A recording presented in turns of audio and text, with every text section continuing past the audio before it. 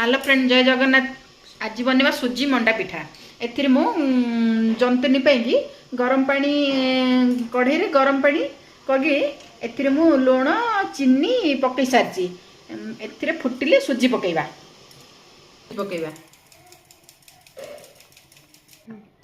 सुजी पकेइला परे आपटे घाट एपट सेपट करिवो। एपटे पूरा प्रस्तुत करिबा। जेहेतु फ्रिज रखी देथिली टिके हार्ड हो जाइए। नड़िया पुर रे जो नड़िया पुर भाजुचु से चीनी पकेबी। चीनी पकेला परे टिके एपट सेपट कर। एथिरे मु पुर पाई मसला प्रस्तुत करछि। एथिरे मु गुजराती अलैच तेजपत्र जीरा मसला करछि। एथिरे मु पकेगी मसला प्रस्तुत पुर प्रस्तुत करी। नड़िया भल भाव भाजब, मात्र पोड़बनी, जमी अल्प अल्प हम जमी भांगनी। मसला को पूर पूर मसला पकेला पर पूर प्रस्तुत हम कर। पूर जमी माने बेसी झणझणिया हेनी, माने टिके नस्का नस्का टाइप रहिले मंडा पिठा जो बनइब डो बनइब डो भितर भल साइज रे रहिबो। पूरा एठी मोर प्रस्तुत हो गला।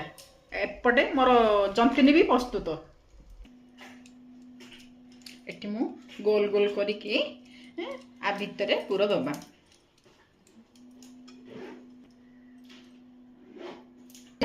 दब पिठा जमीती भांगीबनी।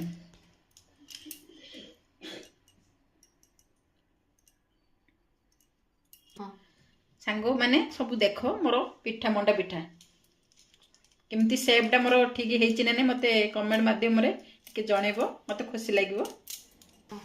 हल्ला हल्ला फ्रेंड, एथिरे मु कढ़ई रे पानी गरम कर देछि। मो जेहेतु मो पाखरे किछि मंडा पिठा सिझे किछि जागा नै, इडली छांच छोट मोर सेथि पेगी ए कढ़ई रे गरम पानी फुटेगी एथिरे मु एइडा नेछि छणाटा।